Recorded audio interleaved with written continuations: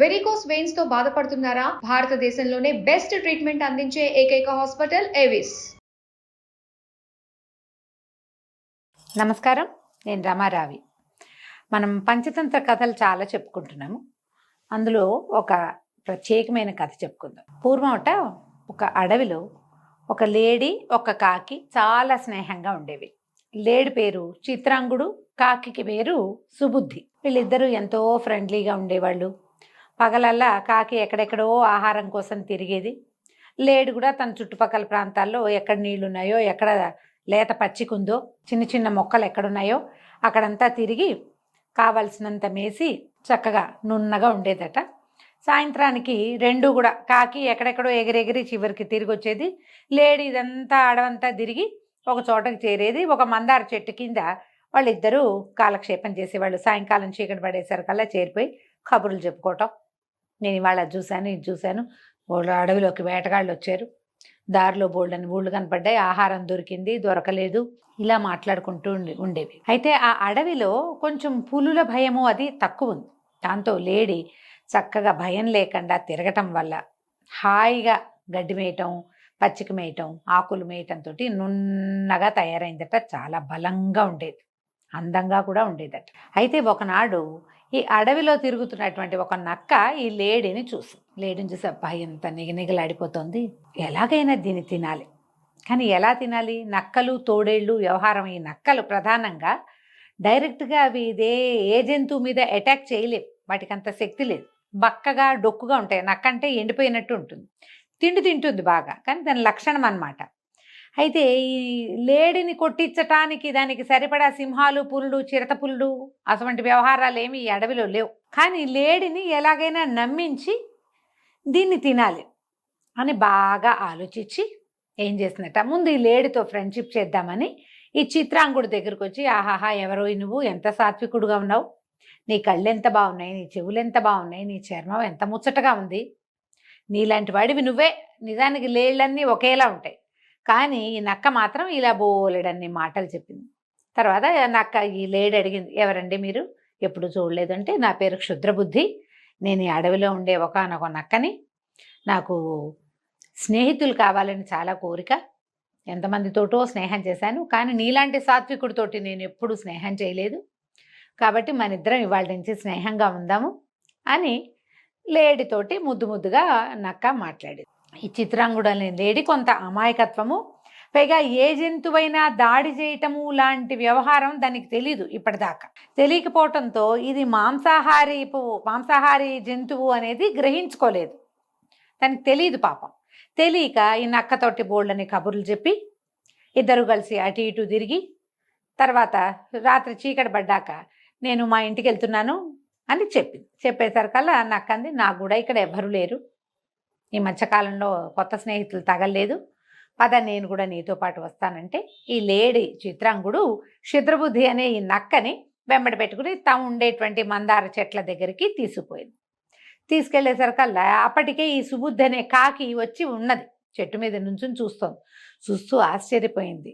ఈ లేడితో పాటు వస్తున్న నక్కను చూస్తే దానికి నచ్చల.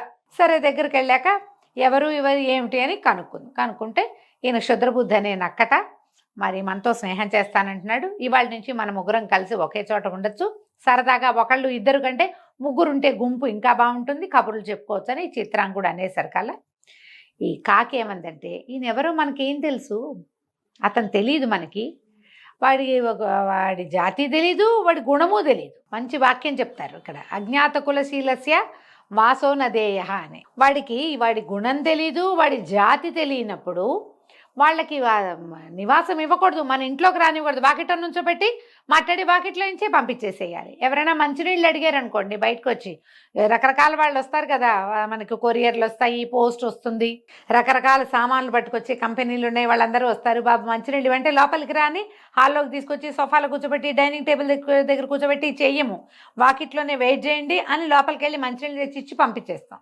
నీ పేరేంటి, మీ ఊరేమిటి అని ఎవరు అడగరు కదా, వాళ్ళని అడగకూడదు, ఎందుకంటే వాళ్ళు ఎవరో తెలియదు. మనకి తెలిసాక ఏమైనా అడగచ్చు, రోజు చూస్తామనుకోండి అప్పుడు అన్నీ అడగచ్చు.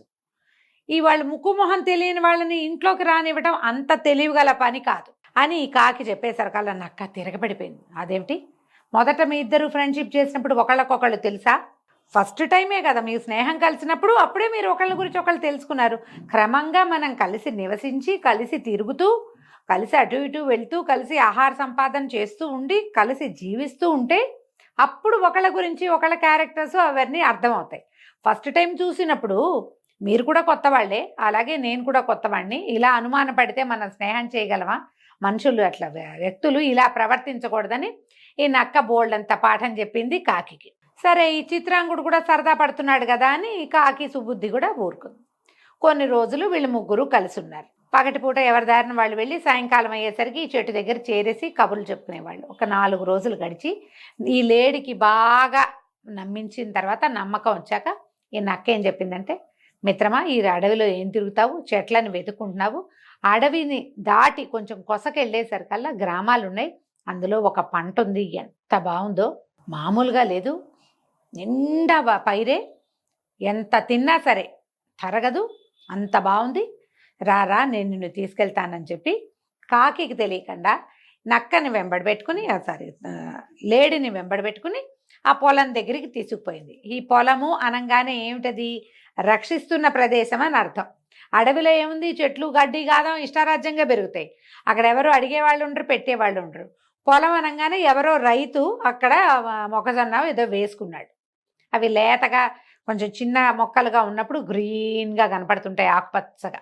ఈ లేడీకి సంతోషం వచ్చేసింది. ఎంత పచ్చదనం ఒకేసారి కనపడుతోంది. ఓ పక్క నుంచి తినడం మొదలుపెట్టింది. రోజు అక్కడికి వెళ్ళి మేసి వచ్చేది. 4 రోజుల తర్వాత రైతుకు తెలిసిపోయింది, ఏదో జంతువు వచ్చి మేసేస్తోందని, మొక్కలు పెరగకుండా అయిపోతున్నాయని అర్థమయ్యి ఏం చేశాడు, 4 డేస్ తర్వాత 5వ రోజున ఒక పెద్ద వలని కట్టి అక్కడ పెట్టేశాడు.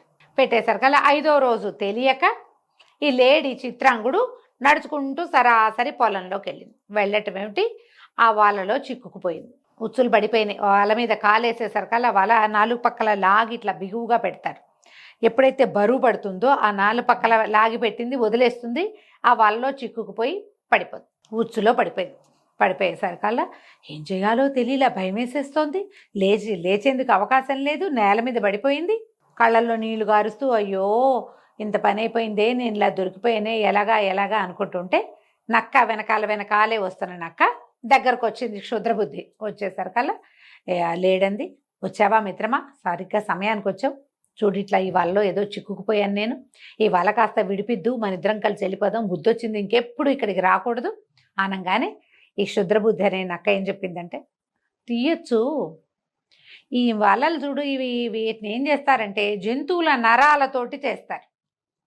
ఈవేళేమో ఆదివారం, నేనేమో మాంసాహారం తిన్ను, ఇప్పుడు జంతువుల నరాలతో చేసిందంటే మాంసానికి పట్టుకునే ఉంటుంది కదా, మరి నరాల్ని నేను ఎట్లా నోటితో ముట్టుకుంటాను?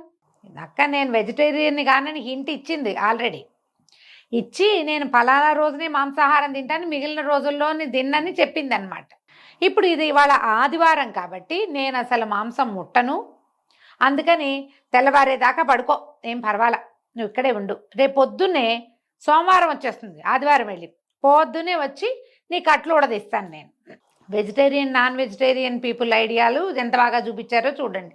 ఇది ఏనాటి పంచతంత్రం, అప్పుడు కూడా ఇలాంటివి ఉన్నాయి అనేసరికల్లా లేడీకి అర్థమైపోయింది, అమ్మా ఇది నన్ను ఇరికించడానికే ఇక్కడికి తీసుకొచ్చి నన్ను దొరికించేసింది, ఇక అయిపోయింది, ఏం చేస్తాను నేను, ఇంకా నా వల్ల కాదని అలాగే ఆ వలలో చిక్కుపోయి నేల మీద పడి ఏడుస్తూ ఉండిపోయింది. బాగా చీకటి పడేసరికల్లా కాకి చూస్తోంది సుబుద్ధి మందార చెట్టు దగ్గరికి చేరింది.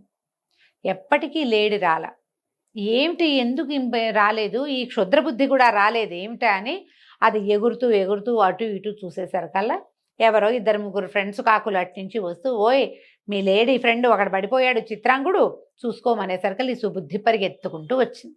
వచ్చి చూసేసరికల్లా ఏముంది, ఇలా బకబార్లా నేల మీద పడున్న లేడీని చూసేసరికి దుఃఖించింది. అయ్యో మిత్రమా, నీకు ఎంత కష్టం వచ్చింది, అయ్యో ఇలా పడిపోయావంటే.